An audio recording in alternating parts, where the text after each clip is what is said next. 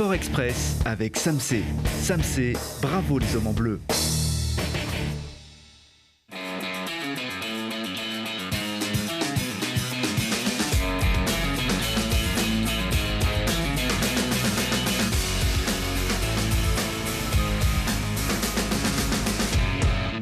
Bienvenue à tous. Les performances bonnes ou moins bonnes de vos athlètes, c'est ici en images comme chaque lundi avec plein de bonnes nouvelles cette fois-ci. Et si les deux Alpes ne figurent pas ou pas encore sur la carte des JO 2030 par les Alpes françaises, la station de Loisan a porté très haut la planète snowboard cross. Les épreuves de Coupe du Monde ont souri à l'équipe de France ce week-end avec la victoire des Bleus en team event, donc par équipe avec Loane Bozzolo et Chloé Trespuch qui remporte également l'épreuve individuelle le lendemain, porté par le public dans une ambiance de folie.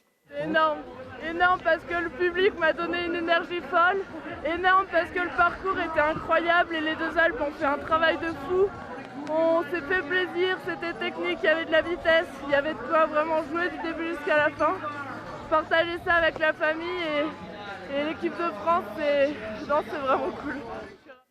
Beaucoup d'ambiance au départ aussi de la 69e Saint-Élion, l'épreuve mythique de nuit entre les deux métropoles de Saint-Étienne et de Lyon et surtout une magnifique course du trailer mélané Thomas Cardin. C'est lui qui remporte l'épreuve mythique de 78 km sur 2296 mètres de dénivelé dans la neige, le verglas, tout et sous des températures comprises entre -5 et -7 degrés. Mais ça lui va bien à Thomas.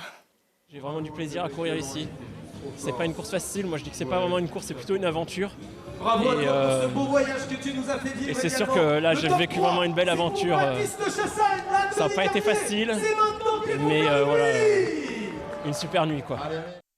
Le GF38, lui, a frôlé l'exploit d'aller battre le leader de Ligue 2, Laval, à l'extérieur. Grenoble a mené en deuxième mi-temps avec ce pénalty réussi par Jessie Benet qui marque son 3e but de la saison. Mais à 10 minutes de la fin, Laval égalise comme à son habitude. C'est Gonçalves qui met fin aux espoirs du GF38 qui descend à la 4e place mais reste très près du leader, Laval. Le BCTM retrouve la victoire et le podium. Les basketteuses de la Tronche-Mélan montent sur la 3e marche du général après leur large succès à domicile face à la Lanterne Rouge Centre Fédéral. Les Brûleurs de Loup retrouvent eux aussi la victoire après leur petit faux pas de vendredi dernier. Ils avaient cédé en prolongation à Nice. Dimanche à Pôle Sud, les Grenoblois se sont plutôt facilement imposés 5-2 face aux demi-finalistes de la saison dernière, Cergy, avec une belle réalisation de Damien Fleury, une autre de la nouvelle recrue Lyubimov et un très joli triplé de Sacha Trey, le capitaine. Un coup du chapeau en guise de coup de chapeau à tous les anciens qui garnissait les tribunes. Le club fête ses 60 ans cette année et il a convié ceux qui ont construit la légende des Brûleurs de Loup depuis 1963. Un peu plus de 120 joueurs se sont rappelés aux bons souvenirs des fidèles de Clémenceau jusqu'à nos jours. On a retrouvé des fleurons de l'équipe de France au JO de 68, des stars des années 90 et des champions de France en 2022. Tous ont rendu hommage au bâtisseur Pete Laliberté, représenté par son épouse et sa fille, avant de partager de bons souvenirs avec les supporters. Voici justement quelques souvenirs choisis qui rappellent toute la légende et les valeurs du club. C'est la grandeur du sport tout court. On retrouve des amis de toujours et des personnes qui nous sont chères. L'épouse et la fille de Pete Laliberté, la légende. Et se retrouver ici, c'est une forte émotion et une grande joie. Je me souviens des années Clémenceau, les demi-finales contre Rouen Clémenceau qui étaient vraiment incroyables avec un bruit.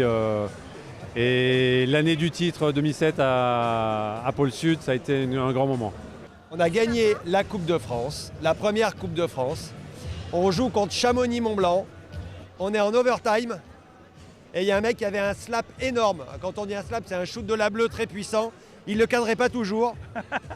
Mais quand il marquait, il défonçait les filets. Et j'ai eu l'honneur de pouvoir lui faire la passe.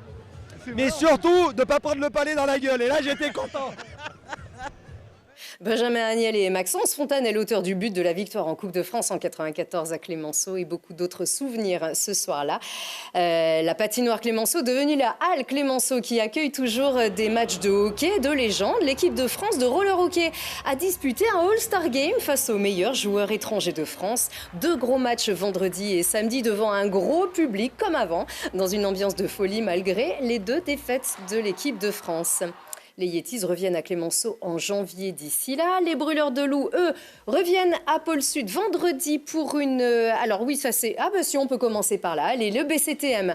C'est le BCTM, les basketteuses de la Tronche Mélan qui reçoivent Mondeville, 10e de Ligue 2 féminine, samedi à 20h. Et puis les Brûleurs de Loup retrouvent Nice pour la petite revanche. Et ce sera vendredi à Pôle Sud à 20h15. Et passez une très bonne semaine. Au revoir.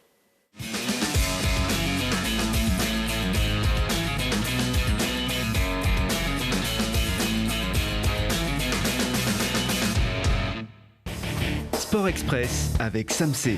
Samsé, bravo les hommes en bleu.